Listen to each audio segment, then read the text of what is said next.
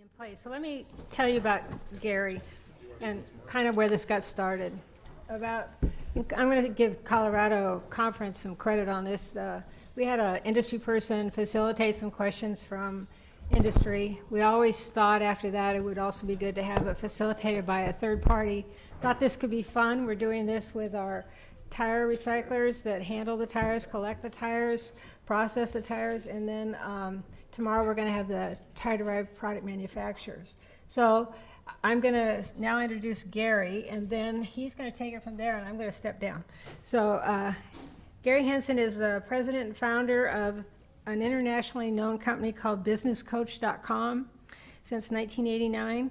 Gary works with leaders that are stuck working long hours, which we've all been through, managing underperforming employees, and are struggling to produce enough profits. Over the last 32 years, Gary has helped over 7,000 of his clients and their employees stay on track, work less, and dramatically increase their overall productivity. He's personally coached 500 organizations and their employees as an industry expert, business coach, mentor, and trusted advisor. And we kind of sat and brainstormed some questions to kind of throw at these guys. So here you go. You don't need that. No, thank you, Denise. Thank you for the great introduction. Always kind of a fun thing to hear yourself introduced and the things that you've accomplished and say, is she really talking about me? Did I do all that stuff? So welcome, panel. Nice to have you here today. I've been asked to facilitate this particular session so that we can keep the ball rolling, and I might be the perfect person to do this because I know very little about your industry or very little about any of the panelists here. I'm just going to learn and ask questions that we have designed here and find out what we can all discover together. One of the things that works really well in my business when I meet business owners and leaders of all different kinds of industries is to help them think out of the box and think differently. So if you would consider that before I introduce you, that I'm going to ask you to today think outside the box, and when you change the way you look at things, the things you look at change. So let's see, inside of what we're all here to learn in our time together, let's see if we can think outside the box a little bit and look at some things differently. So starting at the very end, unfortunately I can't see everybody's name tag, but starting at the very end here, could you please take about 30 seconds and introduce yourself? And as a moderator and somebody who does this for a living, I'm going to warn all of you, I do have prerogative to cut people off when they go a little bit too long. So let's start with 30 seconds and see how we do. Sure. Let's see. Thank you. My name's Steve Krause. I'm with CRM Company. Barry was supposed to be here, but he had another obligation. CRM, I'm a regional manager there. CRM, we are a waste tire processor and North America's largest chrome rubber manufacturer. We have facilities in Southern California, in LA County, Stockton, California here, one Mesa, Arizona, New York, Tennessee, the Toronto greater metro area, as well as Calgary. We sell our chrome rubber into the rubberized asphalt market, primarily in California, but across the nation, as well as we sell our rubber into the sports field markets and to molded and extruded manufacturers. So those are our core markets. Perfect, thank you. Thank you for having me. Chandos, Mahon, CEO of Castle Tire Recycling. Our core business is to collect, process, and recycle tire waste, servicing customers up and down the coast to the Rockies. And you're headquartered in? We're headquartered in Portland, Oregon. We have a couple plants here in California, Oregon, Idaho, Denver, Montana. Good. Thank you very much. Brett Barstow, formerly Golden Byproducts, now American Tire Recycling. One facility, Beudjekian, California. Been doing tires for about 23 years now. Back when Nate was talking about it, brought back a lot of memories of starting. We're owned by American Pavement Systems, so we're pavement maintenance, kind of categorized in terms of what we do with our rubber. Good. Thank you. I'm Gary Greenlee with Rubber Recovery. We're a tire recycling center in the Fontana area. We process, one unique thing about us is we process quite a lot of OTRs. We recover rubber from those tires and make product out of it. We also do a lot of processing of retread buffing. And we kind of formed a partnership with BJ Tires, which is not too far away. And so Rita will introduce them. Thank you. Thank you for having me. My name is Rita. I'm the CEO of BJ Tire Recycling. We are a family-owned and operated business established in 1998 in Fontana, California. Our core business is collection of scrap tires, and with those tires, we sell them as used tires and process TDF. Thank you. Yes, yeah, I can see him. Would you like to go ahead and introduce yourself, please? You're addressing me? Can you Yes. hear me? Yes, good. Hello, my name is Sako Beudjekian. I'm with Lakin Tire West. We have 3 facilities in California where we collect scrap tires and process them into, in some places, crumb rubber, which is supplied into various markets throughout the United States. Thank you for having me.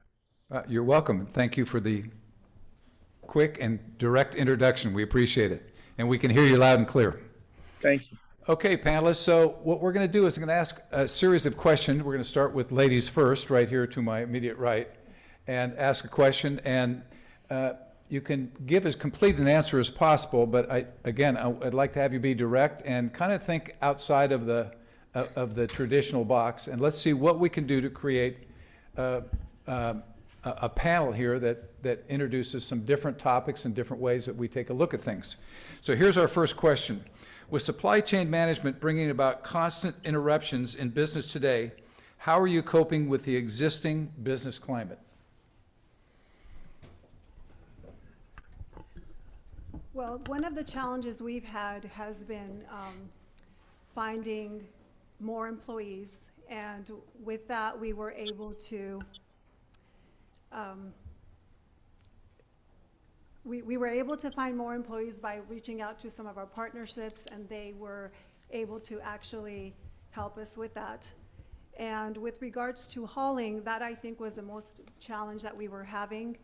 And what we had to do is we had to outsource that as well. We had to bring in some subcontractors to help us, fulfill some of the routes that we had to.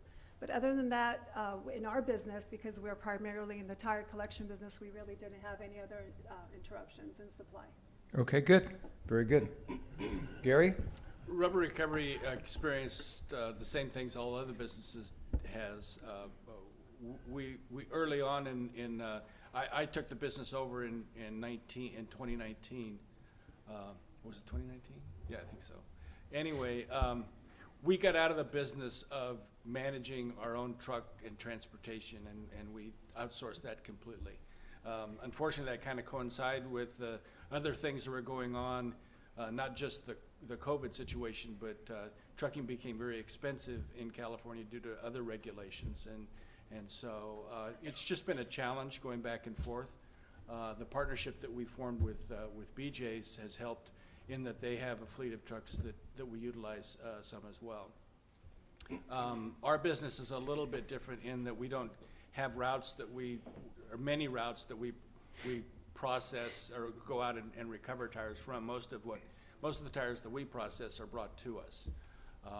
So most of our trucking challenges are in product distribution from the materials we're making and shipping to our customers outbound. So, but I think trucking would have to be the biggest challenge that we've had, and we've just had to learn to be, you manage it on a daily basis. What resource are we going to use? We've got 3 or 4 different trucking companies that we utilize to help us, offset a pinch here or a pinch there. You know, we're servicing a number of retread facilities, and the challenge with some of those folks is they don't necessarily give us much notice to come out and swap out a trailer. And so, you know, when it's a facility that's 700 miles away, it can create a bit of a challenge with our drivers, so, or the folks we use to contract out. So just have to, I mean, from the standpoint of what we've done, the supply chain situation is really distribution and trucking, and we just have to, you know, have a lot of different options and be able to change direction on our feet. Good, thank you. Brett? I say some of the things we've done is automation of new equipment that wasn't available in the past, robotics, we've added robotics in, lot less hand touching of tires through the process, and also working with people sitting next to me up here to really change the industry. That's what I got. Thank you. Yeah, I think we on the front end of our business on the collection, it's the same challenges as BJ's and ATR. It's tough hiring and retaining drivers these days. We've done a lot of things, and it's still challenging, including like having a full-time recruiter on staff. Just all they do all day long is pick up the phone to try to hire drivers. Significantly increasing driver wages, just so we don't lose them to other trucking jobs that are a heck of a lot easier than picking up tires. Mm-hmm. On the back end, supply chain, you know, our biggest outflow for us is exporting material.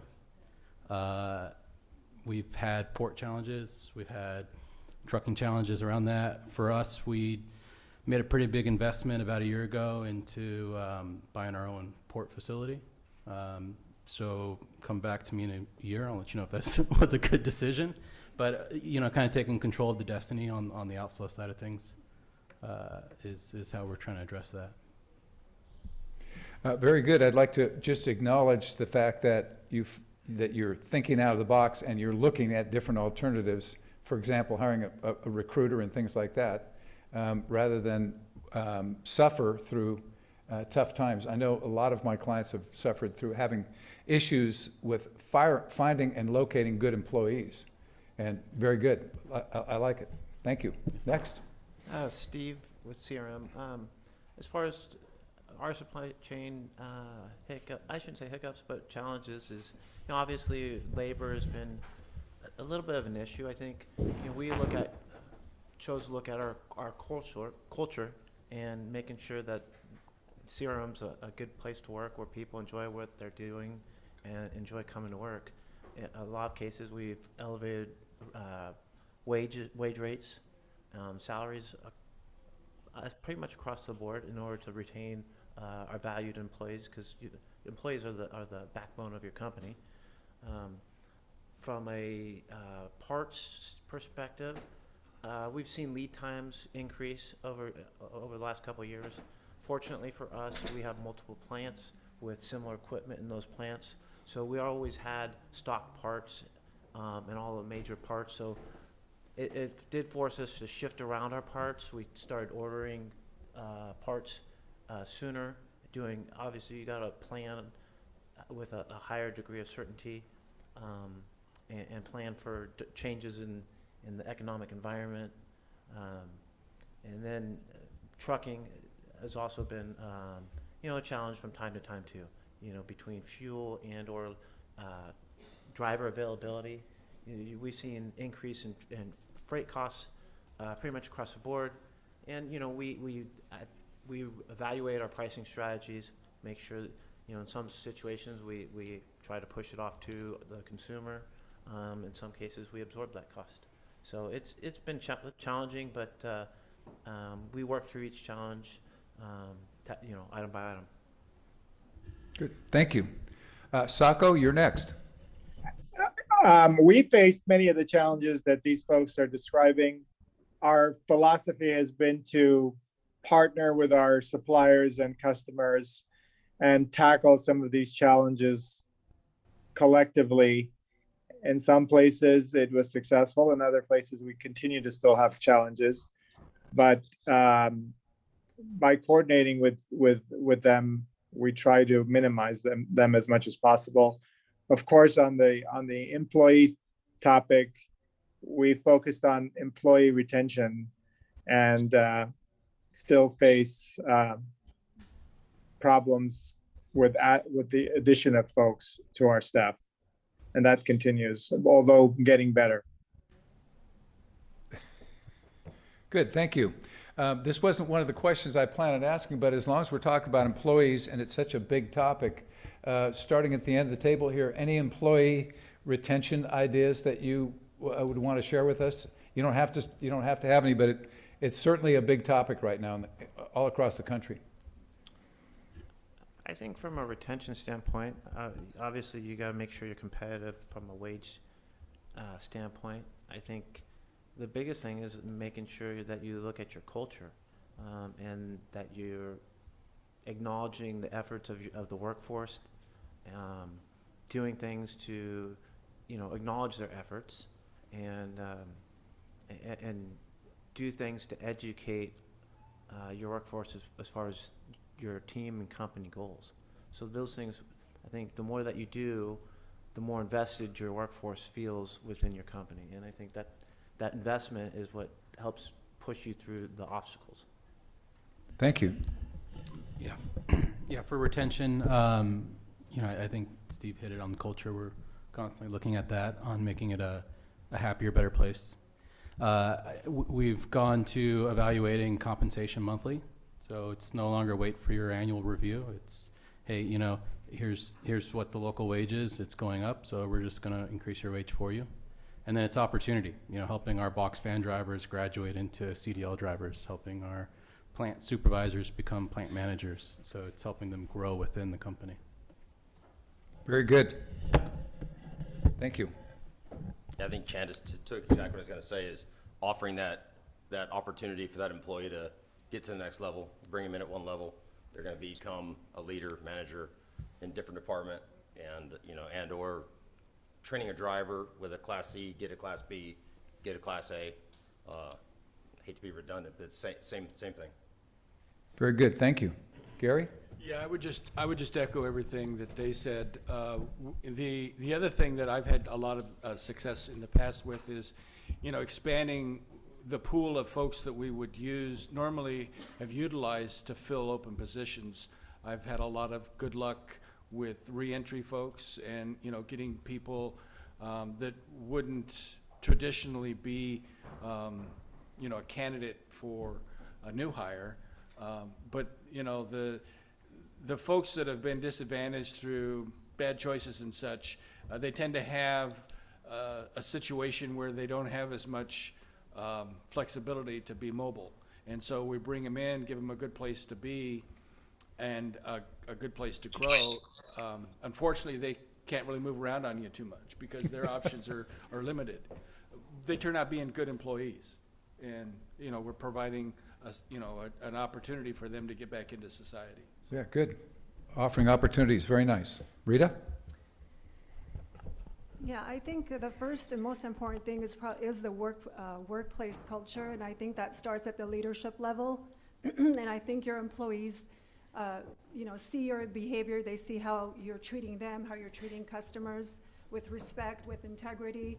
So we always constantly, I know I personally, it doesn't matter that I'm the owner, I will talk to them, I'll be in communication with them, I'll let them know that if there's ever an issue, I will be the first to make sure that it is addressed, for them to feel respected and appreciated. The other major thing is their wages. We've given a significant, increase in their wages. We've tried to offer benefits as much as we can. And that's it. Oh, and we've increased their, sick times, their vacation times, to give them more days off. Benefits. To have some benefits. Mm-hmm. Very good. Thank you. Sako? Yes, I would, I mean, we've done many of the same things, so I don't want to repeat what everyone else has said, but essentially focused on compensation and workplace environment and, more time more flexible time for employees, more flexible scheduling, to try to keep people happy at work. Good. Thank you. Okay, Rita, are you ready? I got a tough one for you. Ladies first on this one. How do the existing state and local regulations impact your business? Big question. Well, they've always impacted our business as far as having a adverse effect. I really can't say it has. I mean, we haven't really had any issues with the state regulations thus far. I think because we are still at the collection level and we're not really, producing products or perhaps, anything less than 2-inch minus product. So I can't right now at this moment think of anything, but I might, you can circle back to me if I can. Okay, good. Yeah, thank you. Yeah, for me, I have to bite my tongue when I start talking about regulations and the impact of government. Obviously, we all know that California is the most legislated state in the country and the most litigious state in the country. So the combination of those two things, I mean, it's good news, bad news. For us that are already operating a business in California, we know what the groundwork looks like, but it kind of acts as a barrier to entry for competitors coming in from out of state. I'm hearing all the time of business owners just staying away from California for the very reasons that I just spoke, and it works to our advantage in a certain sense. So Bittersweet. yeah, right. Good. Right. Thank you. Want to add something, Brett? Go ahead. You can pass. You sure? I love it. and it's for regulatory bodies like CalRecycle, I think that's why our business exists. I'm going to be honest, right? It keeps the bad actors out. It creates a level playing field. So with our competitors, we're competing on service and pricing, and we're not worrying about folks that are trying to take tires and dump them. So I like it. It's also a good barrier to entry. This is a really tough business, and the having fly-by nights is very disruptive, and the agencies help keep us stable. So I love it. Okay, good. Thank you. Back to you, Barry. From a regulatory standpoint, I think we try to embrace the A little louder, please. It's hard to hear you. From a regulatory standpoint, I think we try to embrace the different agencies. I think, you have to have a good rapport with each of your agencies, whether it's your local fire department, CalRecycle, your municipality that monitors your stormwater maintenance program, any industrial or hazmat programs. They're all important, and from my perspective, the more that you engage with them, the more you get out of it as well. It does force you sometimes to, the cost is, it can be a little bit substantial depending on what it is, but for the most part, I think you evaluate your programs and it leads to implementation of different BMPs, which makes you a better business and just a better partner for your community. So I think the best thing I found is just to engage and learn, keep up to date on different regulations, and at the end of the day, your business will be better for it. Thank you. Sako?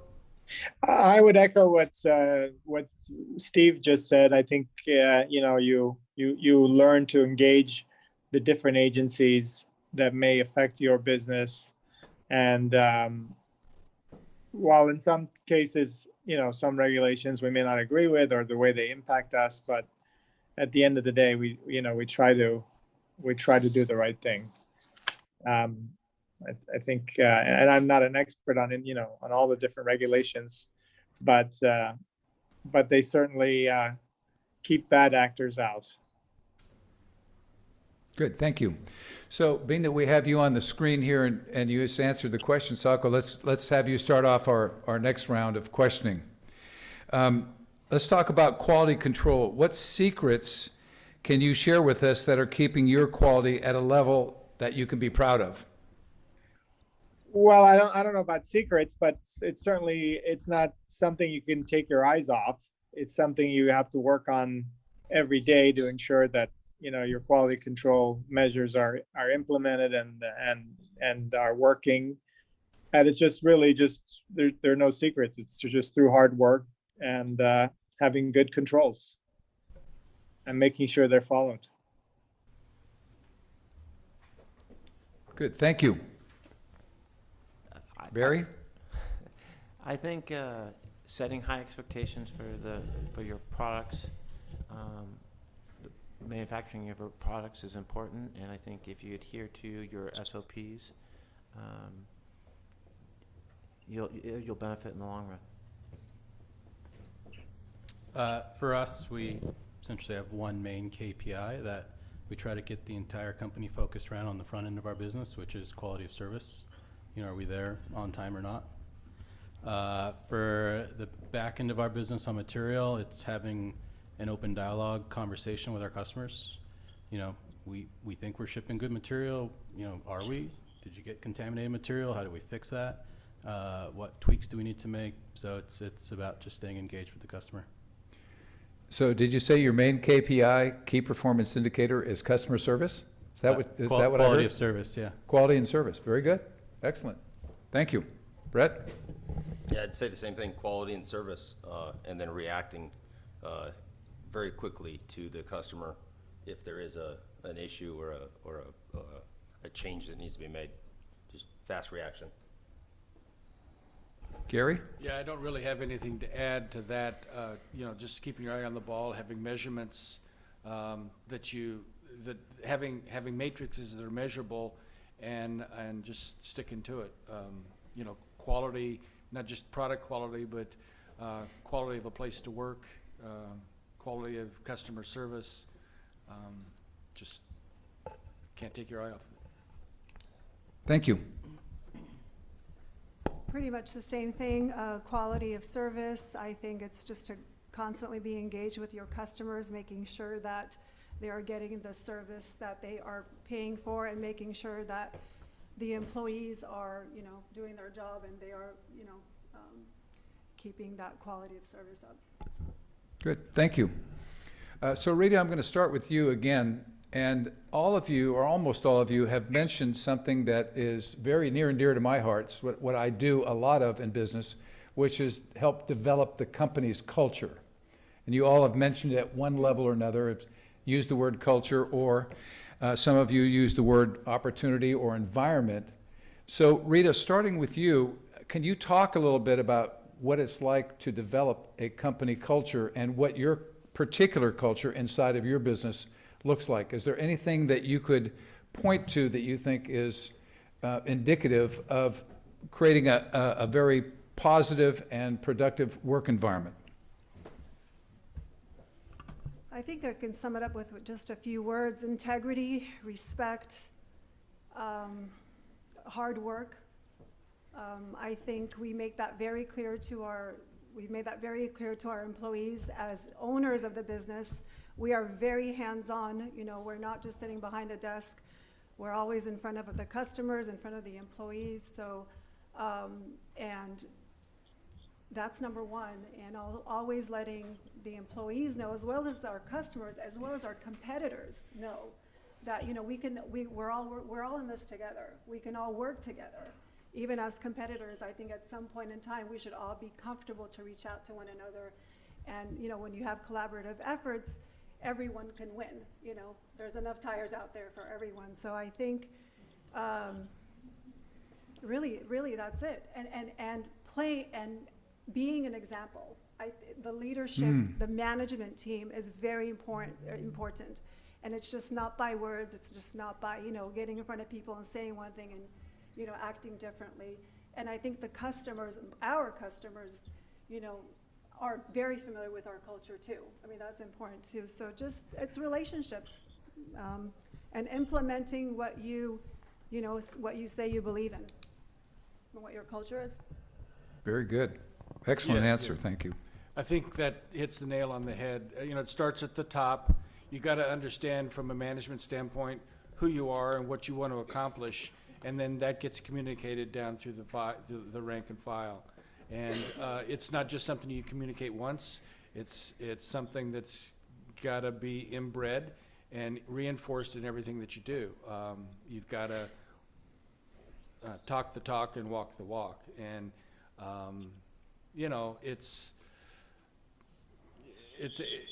it goes beyond the walls. Obviously, it goes to our customers and even our vendors. That creating a culture of cooperation and at the end of the day, it all comes back down to quality service, and the customers are going to flock to the provider that gives them the best service, and that's not just price, but it's the way they're treated, it's the way their facility is left after you've been there, it's what the product looks like when it gets delivered. And it starts from the top, and it's got to be believed in. Walmart, I don't know if they still do it. They used, when Walmart first started going national, everybody talked about their morning dance, if you will, that they would have a time together for all the staff to make sure they're all on the same page. We don't take it to that level, but it's the same concept. The employees have to understand what your values are and how you're gonna roll those values out across the organization and into the customers and vendors. I mean, Very good. the whole again, the supply chain is us, and then our customers are our vendors. That's the supply chain, and you got to communicate it all. Thank you. Good answers. So you've heard the family community or family environment. We try and actually look at it as not just the employees that work for us as a family, but we're actually involved with their extended family. So, you have your vacation days and this and that, but our mentality with our employees are, we're not just hiring you, we're hiring your whole family. So all the things you go through, the things you have to deal with is a part of our business. So as long as you're working with them in that category, it keeps a really positive environment with that employee.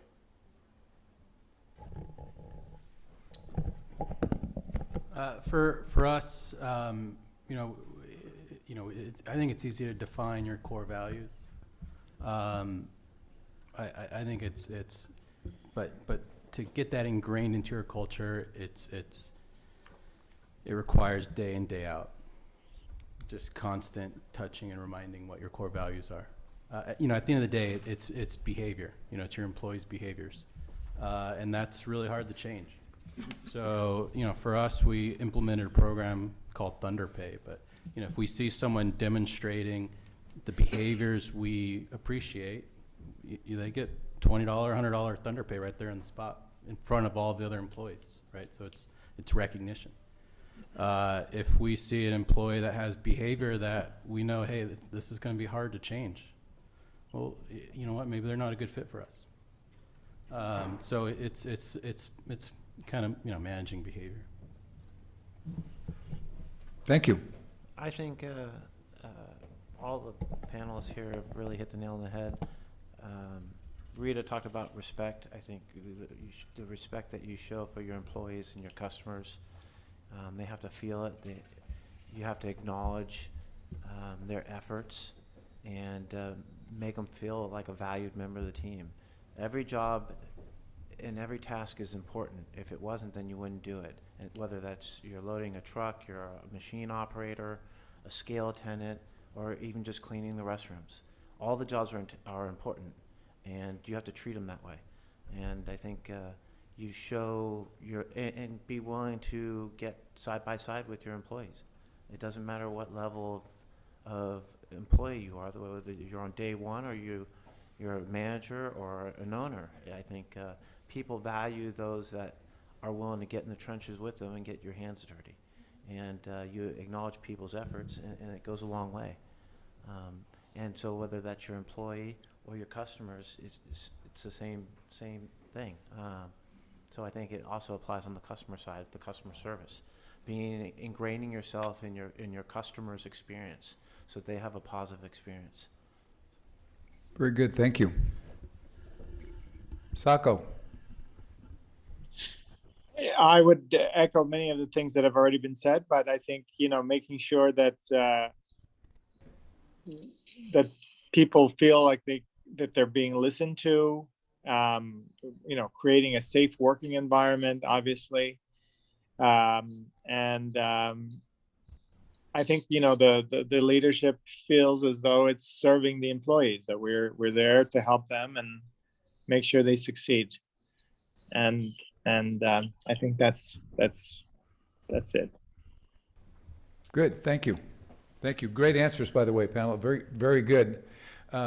Quite impressive that all of you have kind of come to the same conclusions of how to develop your culture in different ways, but the theme being the same is making sure your customers and your employees understand how much a part of your business that they really are. So next question, I'm going to start with you this time, Gary, so be prepared here. What about the trucking industry? How are you navigating the difficulties of dealing with transportation issues and the different personalities of the different trucking companies? And I want to say that a lot of my clients have been very frustrated with the industry and, of course, all the pressure that's on the transportation industry at this time. Yeah, I think that's the key to what we've seen is, those businesses are being squeezed more than anybody, I think. There's opportunity for profit, but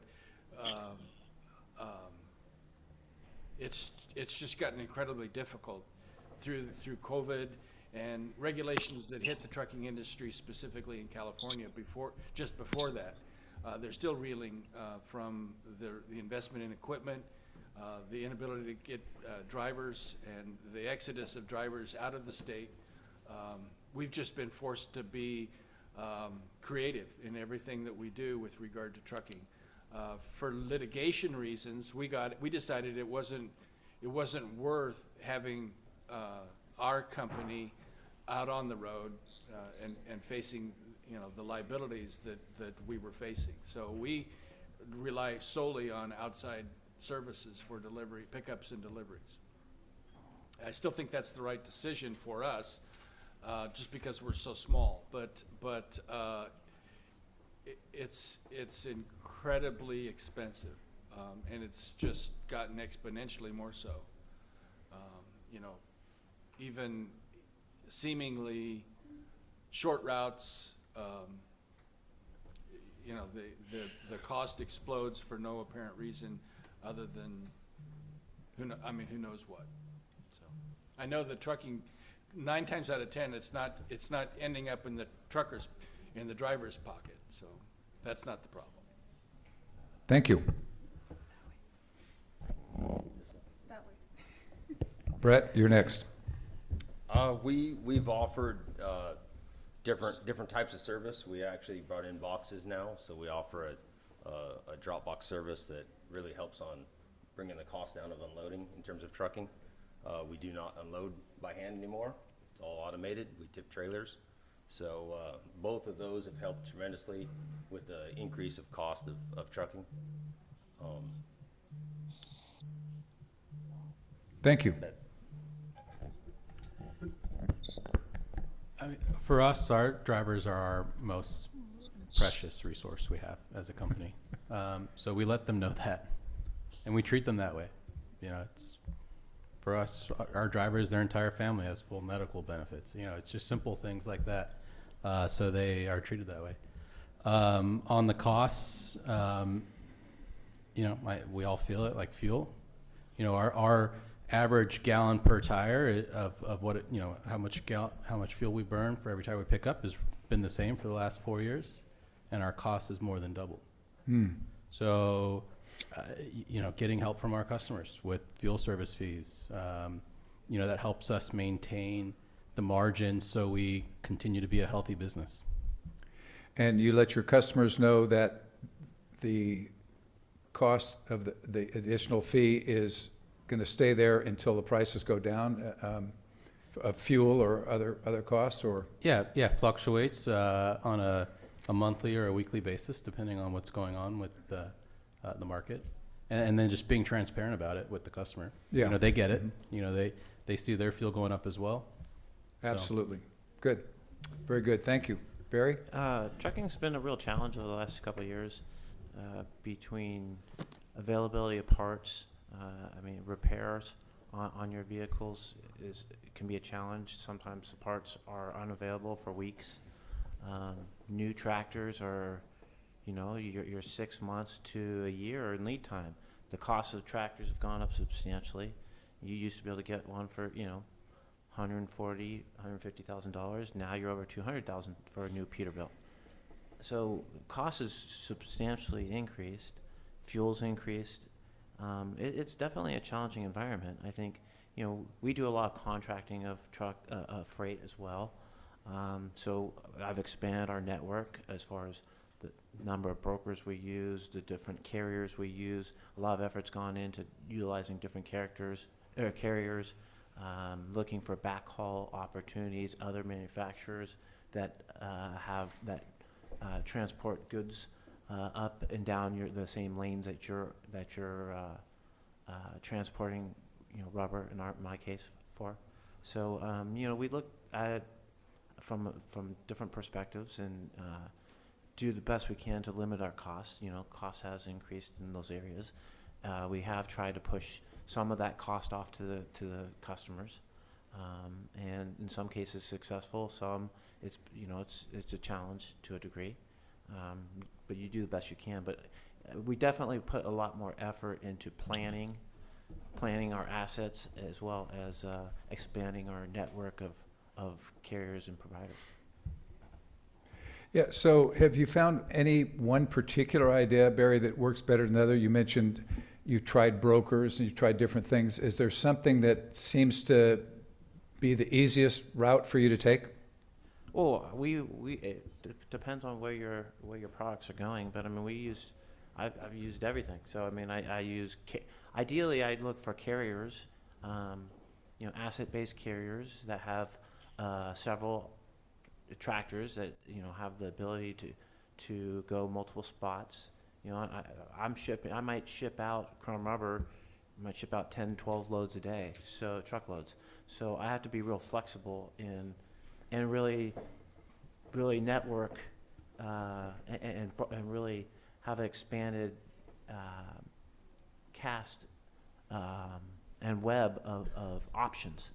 So I communicate from freight people constant throughout the day. So just being apprised of what's going on, and I have different carriers that keep me informed as well of the developments within their company and what they're seeing, the trends, as well as brokers.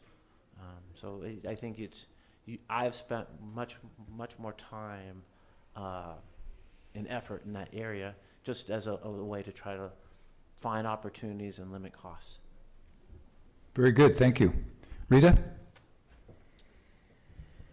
I think we're fortunate that we have our own fleet of trucks and drivers, so I think that has helped us keep down the costs, compared to having to outsource. But like I mentioned before, we have had to, hire subcontractors to do several of the runs. What we do is when the cost went up, particularly this last year and a half, we did contact every single one of our customers and did advise, we even had a talk with most of them, not just a letter, explain to them the situation, and most of them were aware of what was going on because they were experiencing it too, and let them know there's going to be an increase, and that should, the environment change, we will definitely, bring down the cost of hauling. Most people don't do that, but we promised that we would. Other than that, that's it. Just subcontracting and, we're trying to hire more drivers because that seems to be the most cost-effective way of providing hauling services. You know, one other thing I forgot to mention is, I think you also have to put a greater emphasis on service, and the value of service. And when people want the goods in a timely manner, emphasizing the value of timely deliveries and quality product, and as a way to try to help offset your cost as well. Good, thank you. Thank you for adding that. I was just going to add one thing that we used, Please. in the past, transportation freight used to be an opportunity for a profit center, and now it's just a pass-through. I mean, we're not making any money on it. We're just trying to pass it through and make the impact as little as light as possible on the customer. Mm-hmm, yes. So, A direct cost to the business, but again, maybe a competitive advantage. I don't know. yes, uh-huh. Well, we're all feeling the impact, and it affects just about every aspect of business nationwide, not just our industry, but other industries. So back to Rita, I'd like to ask you a little bit, to elaborate just a little bit. You have drivers, but everywhere I go, I see on the back of a truck, now hiring, now hiring, now hiring, all transportation. You drive up and down the freeways, the highways, you see that. How are you keeping your drivers, in-house drivers, satisfied? How do you prevent them from, they see the same thing that I see, and they must wonder, can I make more money somewhere else, or is there a better opportunity for me somewhere else? Well, that's what we prevent them from asking themselves, is there a better opportunity elsewhere? And the answer should be no. The best place to be is with us, because, you know, they're happy when they come to work. Like I said, you know, they'll sometimes get a random text from me saying, you know, I appreciate you. And so when you, again, you're showing respect, you appreciate them, you're paying them well, you're providing benefits, you know, to whatever benefits you can afford to offer, and giving them a competitive salary, I don't think they're going to go anywhere, because I think the big factor is that they're happy where they are. It's not always about, you know, they'd rather make a little bit less, and, you know, they feel like they're part of, like Brett said, they're part of the family. So we have been able to retain all our drivers. Very But good. we do need one more driver. That's because of growth. If anyone's looking, I think they all want, huh? if anyone's looking. All your drivers are watching this, So, right? We have other challenges. I'll tell you, Bill. Okay, good. So I want to emphasize something that Rita said that is so important to developing the culture in any business, and that is, it's not always salary. It's not always, can I make $1 or $2 or $5 an hour more somewhere else? Sometimes it's, I like the environment that I'm working in. I feel good about the company. I feel like they're honorable, they have integrity, they're people that I can talk to management, and I can feel like I'm part of. I hate to use the word family because it has a lot of different connotations, but I'm part of the family, and I'm happy where I am, and I maybe have seniority, or I can feel like I belong here, and I think that's very important. So Sako, we have you back now. I'm not sure if you understand the question, and if you can respond to that. Would you mind repeating it? I just had some technical. Not at all. The question is, the trucking industry, how are we navigating the difficulties of dealing with transportation and the different personalities of different trucking and brokerage companies? And I would, echo many of the things the other panelists have said. It's not something that I'm directly involved in, but I would say the most important thing is, aside from what everyone has already said, is communicating with your customers so that they're aware of any, challenges or cost increases that may be coming, so that they can understand them, and we can work through them together, not as a profit center. Very good. So this is not on my agenda here today, but Sako, you brought it up, and we're going to go to you next, Barry. We're going to go back around this way. Sako, could you talk a little bit about communication? A lot of my clients, if I were to tell them that I'm an expert in developing the communication inside of your business, would never get hired. Nobody seems to think that that's important, but you brought it up, and I'd like to have all of our panelists address that. What about communication in business, and give your version of what you meant when you said that? Well, by that I mean you need to keep your customers, notified so that they can plan their business accordingly. I mean, if there's some unexpected or an unforeseeable increase that's going to affect them adversely, they need to know that as soon as possible, and so that they can make the right moves for their business and not have irreparable harm done to them. So I think communication in a timely and transparent way is critical to maintaining these strong bonds with your customers. Very good. Well put. Barry? I think that keeping your customers informed as far as your business is important. Transparency, explaining why, is and I always view it as I'm an extension of them, of my customer, and so my customers all know that they can reach me anytime. I personally communicate with most of them, even at the more of a field level position. It doesn't, to me, it's, even on deliveries, as far as when they can expect to receive a delivery. Did everything work out all right? So a follow up, making sure that everything's as they expected. I think anytime that you're going to deliver, bad news to a customer, something that they're not expecting, you have to do it, as Sako said, as quickly as possible. Try to give them as much advance notice as possible so that they can digest it and then they can develop a plan. I think, like as it relates to tires, and when we're going to increase our rates, I try to give 30 days notice so that the haulers that bring their tires to us, they know. And so that they can plan, they can go to their customer and they'll inform their customer so that they have as little imposition on them as possible, so that there's enough time in the system so everybody can get adjusted. I think that just helps smooth the process. But I think being that transparency and the constant level of communication, and just having the mindset that you're an extension of your customer is really important. Very good. Thank you. Yeah, I'm not sure if I have anything else to add from what Steve and Sako just shared. It's communicate fast and frequently, for the customer side of things. On the employee side, I think it's communicate often and keep it simple. Do they need to spend a lot of time understanding a deep dive of a particular strategy? I don't know. Do they spend a lot of time communicating with your customers and need to be able to articulate what's important to the company? Yeah. So when you communicate with employees, is this something that you have a regular, like all employee meeting once a month, or are you talking about individual level?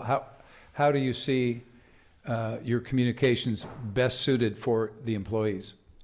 Yeah, it's a mix. We have monthly town hall meetings, which we try to do on a Saturday. And you get paid for participating, but that's to communicate how the company's doing, what direction we're heading in, did we have big wins? If we had a big loss, they share in the pain of the loss, right? But being very clear and directive of here's expectations daily, and here's how you win your day, and this is what winning looks like, and that's communicated daily at a local supervisor level.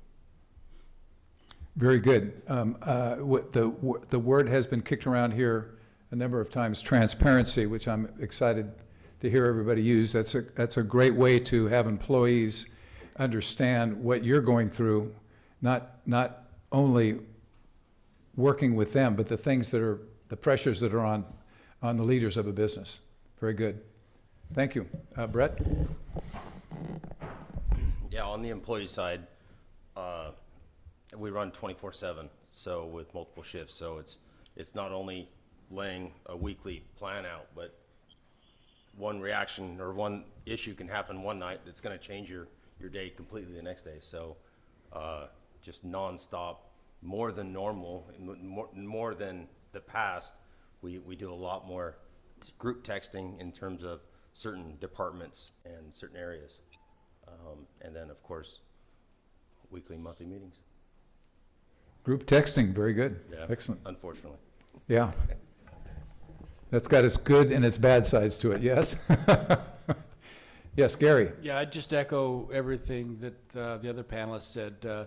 In our situation, we're a small business. The phrase that I use a lot is, if you don't understand something, it's a lot better to over-communicate than under-communicate and assume you know something. So I try to emphasize that to my customers and my vendors, and particularly with my employees. We're a small business, and a higher than 50% mix of my folks are not bilingual, and that means, and I'm not bilingual.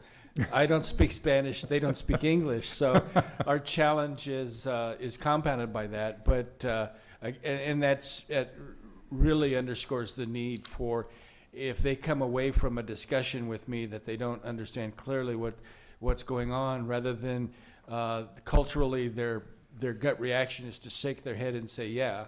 Yes. That they need to stop and say, I don't understand. And so that's been a challenge, and it's one we have to work on a daily basis. But again, over communicate is better than assumptions. Yes, and you're right. My experience has also been that a lot of times they shake their head, and you think that they're in agreement or understanding, but they may be just being polite, Right. or It's a trying to cultural move thing. on. So is there a way that you can, how do you deal with the bilingual issue, given that you're not bilingual yourself? I've made it a point to, on some key positions, to fill those positions with folks that are bilingual, so that I can communicate clearly with that individual, and they can disseminate that information out. The situation is such that it really doesn't benefit us to have group meetings, because if you make it English-speaking and Spanish-speaking meetings, then somebody's going to feel like they've been isolated or left out or whatever. So just the key people to get around and spread it out. So Good, thank you. it's a step you have to take. I mean, it's not a situation that's going to go away, and I'm too old to learn Spanish.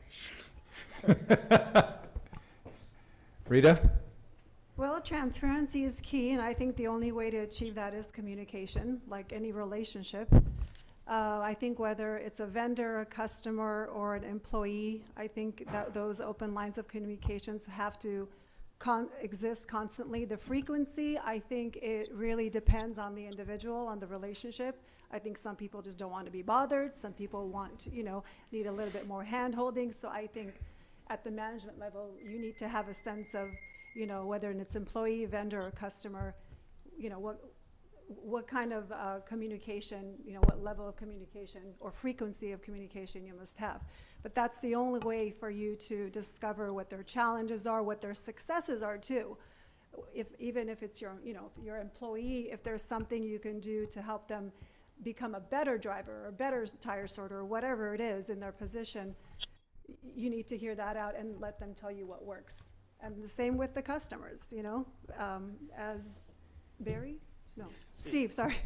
As you said, we are an extension of our customers, business, to a certain degree, and their success is our success, so we need to communicate that to them. Yes, very good. Thank you.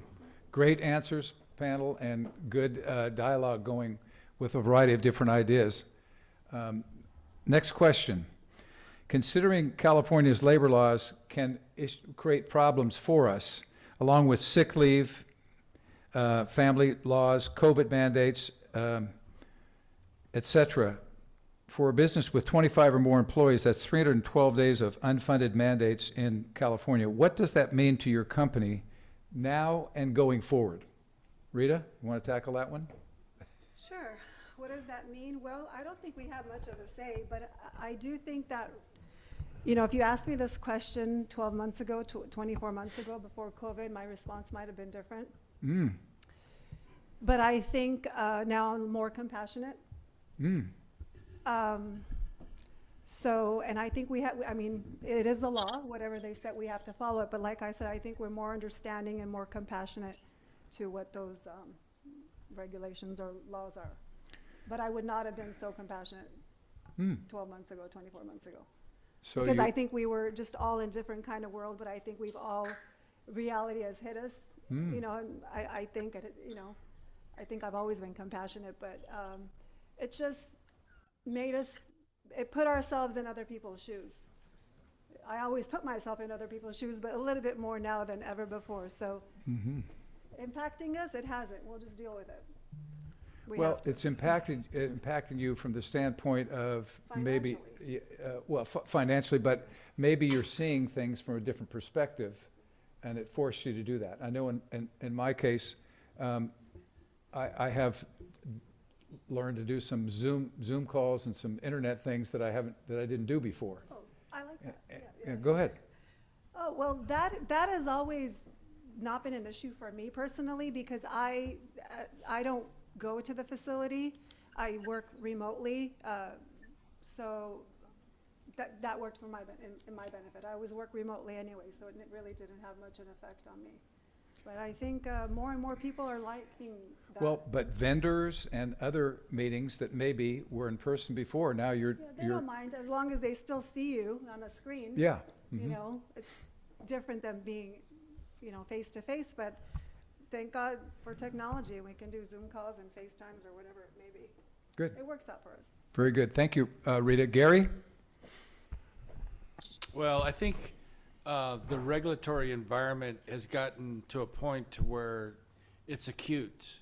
And everyone, and because it's acute now, everyone's aware of it. So it actually makes it easier to have discussions with employees about, you know, why we're doing certain things, you know, based on cost and things like that, where you couldn't necessarily maybe have that conversation as openly as you can now before, because people didn't really recognize it as being acute. You know, obviously our customers and our vendors are feeling the same thing. So it's an even playing field. But from an employee-employer standpoint, it's given us an opportunity for, it's given us more opportunity for better dialogue about why certain things are being done the way they are, and you know, what the consequences of things that go on in Sacramento have on their daily lives, good or bad. Very good. Thank you. Great, creative answer. Barry? Oh, I'm sorry. I meant Brett. That's okay. My apologies, Brett. That's all right. So yeah, minimum wage going up, it makes it tough. We're in the tire business. Some of the positions that we do are not highly skilled positions. You know, they're I don't want to say lower level, but like Steve said, they're extremely important no matter what it is. But it makes it tough. And then you have an employee that might be making way higher than that, $30, $40 an hour. And if the minimum wage goes up $1, they think it's a price of living increase, and they need $1 as well. So across the board, it affects everything in the tire business. On the flip side, in terms of income, when we got into this 25 years ago, trailer prices were 3 times what they are today. Crumb prices are exactly the same. So you have both sides that you deal with that makes it a tough issue. Thank you. California is definitely the hardest state to have employees in, hands down. But it holds us to a higher standard. So we're a better employer in the other states we're in. So we create our best practices to meet California standards, and then our Oregon and Washington and other state employees get the benefits of that. Good. Thank you. As it relates to the different wage laws, and I think in, you know, the last couple of years, I think, one, you gotta be more understanding with your employees. You've got to be flexible with your employees. You got to understand they have lives outside of work, and the more that you can accommodate them, the more grateful they are, and the more they're going to want to work for you. So being able to accommodate when possible, but in doing so, it means that you also have to do more cross-training. And so the more that you can invest in training your employees and cross-training them to do different tasks and jobs, it allows you that flexibility to accommodate people having time off, or they have an emergency, or they're going through something of a personal nature, being willing and able to help them out and give them the time that they need so that they can come back to work in a better state of mind. So I think, understanding, flexible, cross-training, and investing in the employee really helps drives results, and it creates again that culture where the employee wants to work for you and they want to be they're part of a team, and want to work with their employer. I hired a loader operator, and he wasn't sure whether he wanted to make a move and join our team, and I always would ask him, how's it going? And he'd say, oh, it's going great. It's going great. Well, about 6 months on the job, he says to me, this was the best move I've ever made. And that really makes you feel well. And it also helps reiterate that you're doing the right things when an employee says something like that. So he says, I've never had a better job. And so really, you really need to scrutinize yourself, and you really, you really have to value your employees and treat them like everybody's a precious employee. And I think you reap the rewards. And I think, I have people that have opportunities to go elsewhere for, $2, $3, $5 more an hour, but they stay because they enjoy where they work. And I think people, they want to be part of a team and feel valued. And when they do, beyond basic necessities, people want to be where they're valued. People want to be where they're valued. Is that what you said? Correct. Yeah, very good. That's excellent. I love that language. Sako? I'm sorry, would you mind repeating the question? Yeah, short version is, what does the environment in California, the laws and the regulations, both in your industry and outside of your industry, what does that mean to your company now and in the future?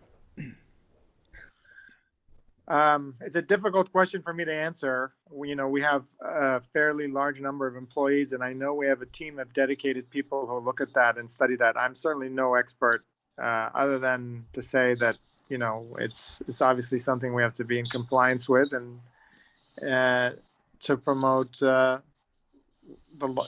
laws in California and make sure we're consistent with them.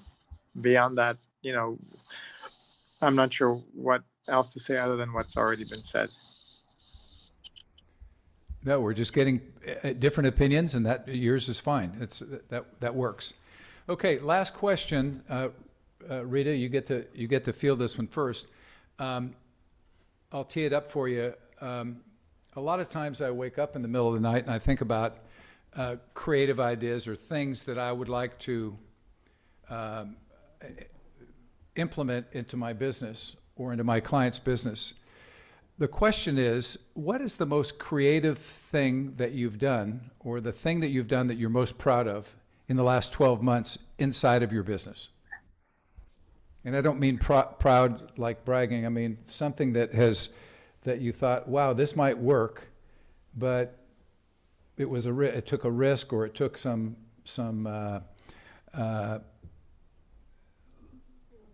direction on your part to keep your fingers crossed and hope that it worked out.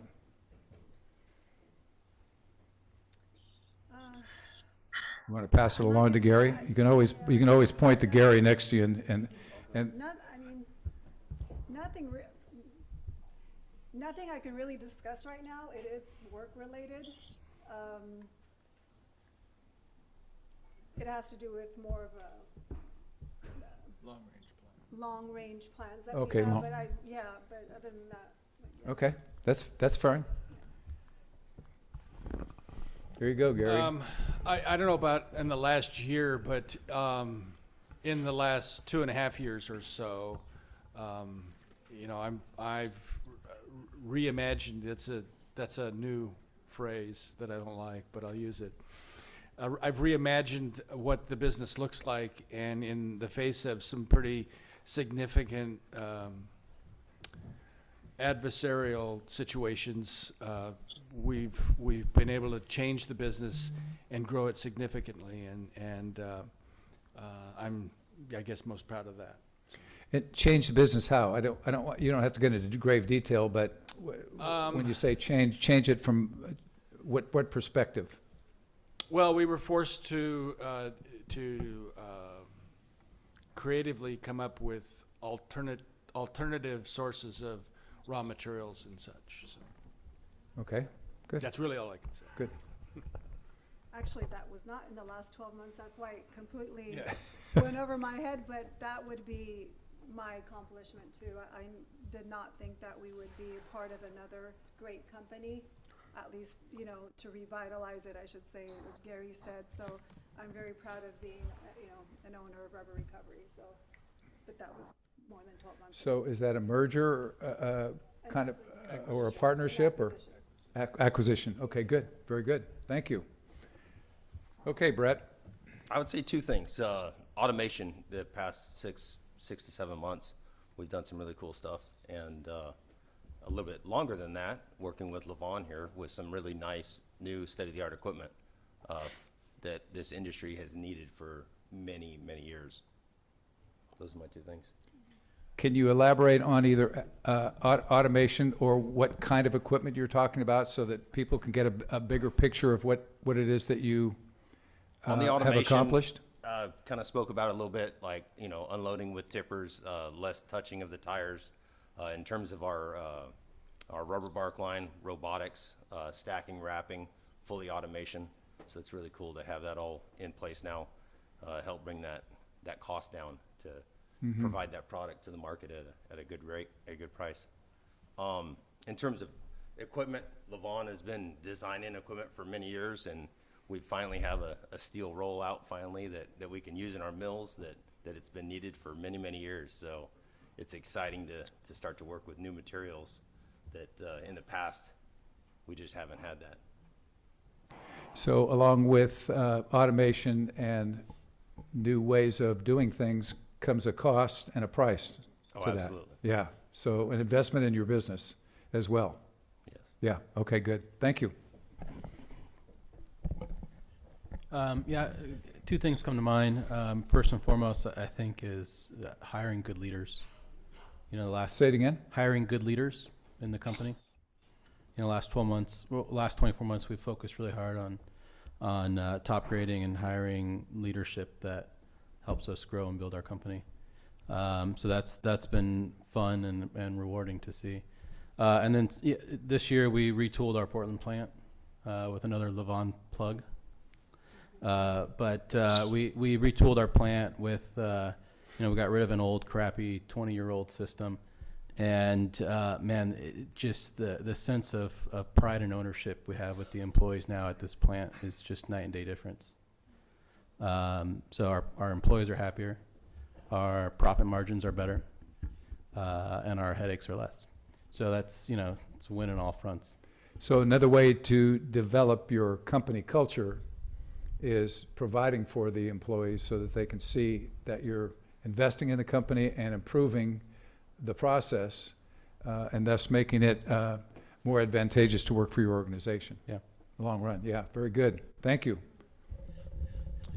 I don't necessarily like to get into specific company details. I would say what I'm probably most proud of, though, is probably a planning aspect. I think, given where we've come from, you have to spend much more time planning, organizing, and investing strategic thinking into your business and what hurdles and obstacles you might encounter and how to overcome those. And I think giving more thought to those types of ideas and overall planning is something that we've improved in the last year or so. So investing in your business in what sense? Oh, from a strategic planning and thinking and identifying Okay. obstacles is Good. to me, I think, so that you're able to navigate. So, and being flexible, I think flexible and open-minded, be willing to look at out-of-the-box solutions, and just not putting a square peg into a round hole all the time. So just, I think that being flexible and open-minded, investing in your people. I think, we've spent an incredible amount of time training, educating, and creating an environment where people want to be. And that's what I'm probably most proud of. Thank you. Before we go to Sako, I would again emphasize this company culture process. You all seem to have adopted that from a leadership standpoint, from an employee standpoint, from having a culture where people want to come to work. And again, that's what I love to hear, and I love that conversation. So kudos to all of you. Sako, any comments you'd like to add to that? I don't have anything specific, but I want to echo what Steve just said, which is, to be open mind. We run a mature business, so it's difficult to do sometimes, but to remain open-minded and flexible, particularly in a challenging, economic environment, I think is key to, sustainability and the continued success of your business. Okay, good. Thank you. So we have about 10 minutes. Would we like to do some Q&A here? Yes, and we'll for the last take 10 minutes, in ask any person, of the and panelists? then we'll go virtual. If you're virtual, please use the question widget. We have a question right here. This is a question about culture. Again, we've talked a lot about that. Maintaining a good, positive, and productive culture at one plant is difficult. I know many of you on the panel have plants all over the country. How do you maintain consistent culture throughout multiple plants? Who wants to take that one? Who has plants in different locations? I'll Okay, start. We Brett. don't have multiple locations, but we do have multiple assets of our business. Our asphalt side does travel in and out of the state, and it's tough, Levon, to have employees on one side of the business do one thing and then have the tire guys.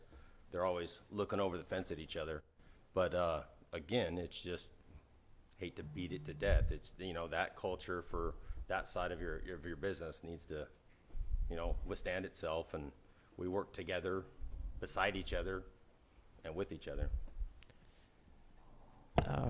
We've got plants in different areas of the country, and so that maintaining the same culture, it's kind of hard to maintain the same culture at each facility. Each facility has its own unique circumstances.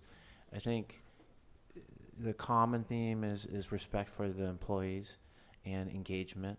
I think if you stay engaged, and then, the great thing with technology, via Zoom or Teams or WebEx, whatever, it's been easier for, managers from one area of the country to communicate with the other area of the country, and technology has helped as well, just having kind of that interaction, being able to see the person bouncing ideas, so that, I think that at the mid-tier manager level, or, plant manager level, being able to bounce ideas off of other regional managers is important as well, because they can take some of the successes of one location and adapt it to the others.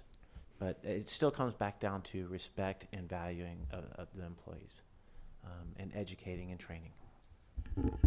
I think the short answer is it's tough. It's really tough. At the employee level, we have an extensive onboarding playbook, essentially, that really drives the values we want to see.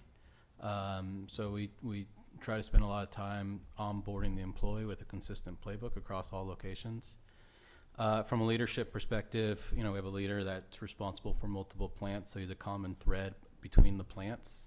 So part of his job is to drive that type of consistency. But it's not easy. Frank Farshidi, City of San Jose. Looking at the next 5 to 10 years, what are your number a couple of concerns that you guys have, where the industry is going and the market is going? What are some of your concerns?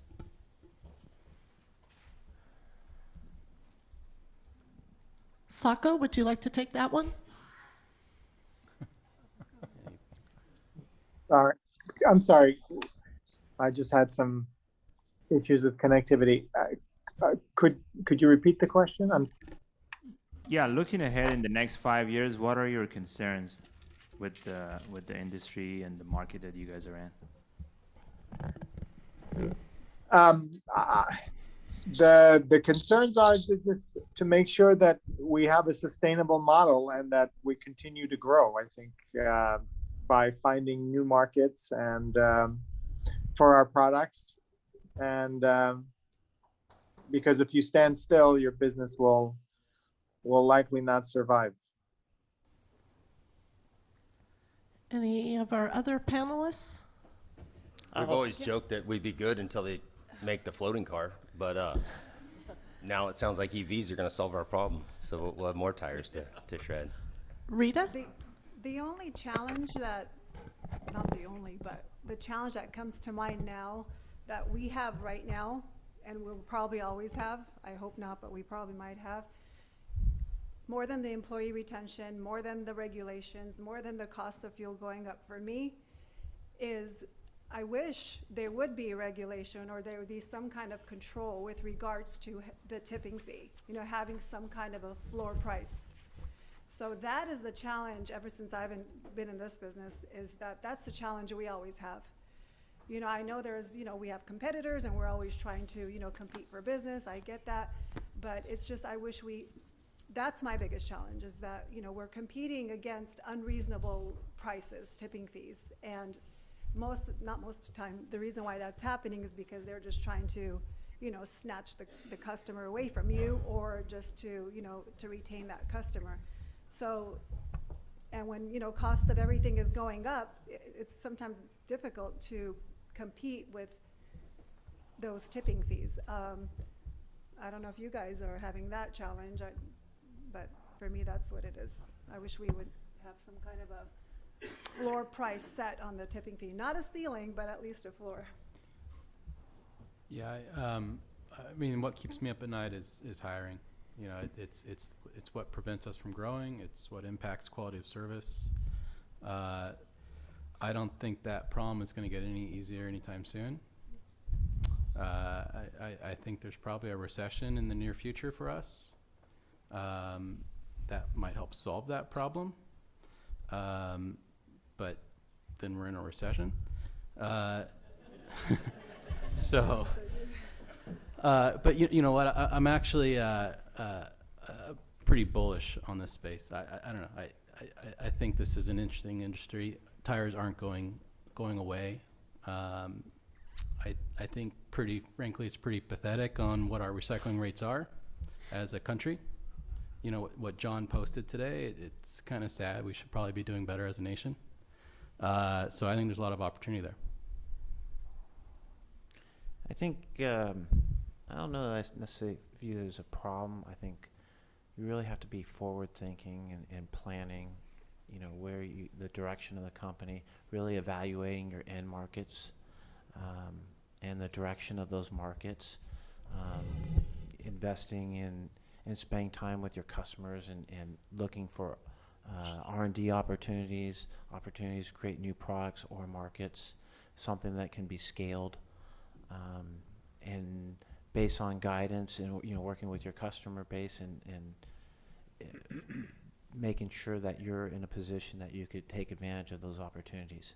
So I think to me, it's always about looking forward versus looking in the rearview mirror. So spend more. Obviously, you got to self-scout and evaluate yourself, but I think you always want to be looking forward and looking for those future opportunities and being in a position where you can capitalize on them. For me, I think that our largest asset is our employees. And looking forward, the next 5, 10, 15 years, I'm afraid of the culture of the kids coming up, and the work ethic, and combined with the legislative body, pushing for 30-hour work weeks of all things, and I just don't know how the business as it's structured now can survive, short of automation, which means that the employee comes out of the equation, and that's not good for society either. So, my concern globally is kind of bigger than just our business. It's just our entire ability to compete in the world market, which it's a world market whether you recognize it or not. I mean, for us, we compete with other states and regulatory differences between other states. You can't make a product in California when you're paying an employee $21 an hour and compete with that same product that's being made in Pennsylvania for $9 an hour. So you don't have to go across the ocean to see that there's such an imbalance in regulation and cost to do business. It just becomes more and more scary about what the future really holds for California's economy and California's culture. And we're all Americans. We all want the same thing. We want the same thing for our families and our futures and our kids' futures, and the direction we're going I don't see the upside really in California. And on that note. I will say one thing. Being from the asphalt side of it the last 10 years, I worry that we put too much into that boat. It's the big boat out there, but it can't float us all. So without more molded and extruded, we're just kidding ourselves that asphalt's going to answer the let alone California's tire issue, the U.S. tire issue. I wish it would. I love it. Yeah, hello, my name is Jeff Olson, and I'm with Pretread. We're the world's first maker of industrial barriers and blocks out of waste tires. I've been tasked, I just joined the company 2 weeks ago. I've been tasked with finding 2 new site locations. We launched in Colorado, 2 new site locations on the west and east coast, and I guess I would ask you to put your California promo hats on and convince me as a business owner looking to markets and looking to set up new facilities. Why California? What do you love about it? What's great doing business in California? And then what's most challenging about doing business in California? Well, I think it's the greatest. It's got the greatest market in the country, maybe the world in some instances. So the opportunity is just tremendous. Our challenge is not to stifle the opportunity to fill that need. So it's from a markets standpoint, it continues to be a huge economy that consumes a huge amount of material, that provides for raw material as well as opportunity for saleable product. I think part of what Gary said, there's a lot of tires here, more so than most other states. You also have a lot of sophisticated processors here, right? You got Sako, CRM, Gary, ATR, myself. There's a lot of processors here that can make good product for you, right? And then you have CalRecycle, handing out really nice incentives for manufacturers to take the crumb and do something with it. So there's also a good financial incentive that the state provides. And you also have a lot of good sunshine too. The beaches aren't a bad thing. Right? And I'll throw a little plug for Jim Latanner and the RMDZ loan program. There's some different programs that CalRecycle and the state offers in the form of low interest loans that are beneficial depending on your circumstances. As Shanna said, there's a lot of manufacturing capability here, And, you know, California is what? They say it's the world's 6th or 7th largest economy, so there's a lot of commerce.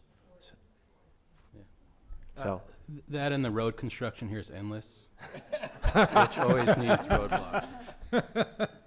Katrina didn't want to hear that. Okay, I think that's it for our questions today. Let's thank Gary for his facilitating and our panel of speakers. Before I let you go, we do have some vendors here. We have Chuck Smith, president of Stonebridge Sustainability Solutions, Inc. He's showcasing a waste conversion technology that converts tires into market demand commodities. The technology is called electromagnetic heating, and he's from Newport Beach. So stop by his booth during our break, and we will break right now.